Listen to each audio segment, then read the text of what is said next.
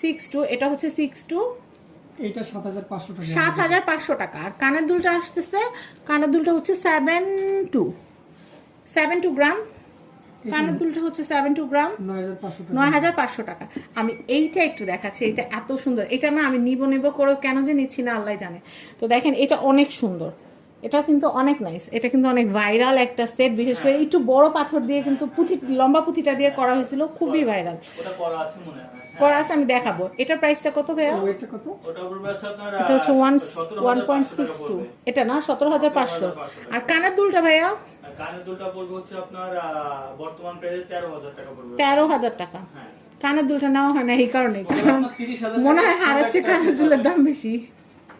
তো যাই হোক, এটা মনে হইলেও কিন্তু অনেক রিজনেবল প্রাইসে কিন্তু আপনারা পেয়ে যাচ্ছেন এত সুন্দর একটা হার।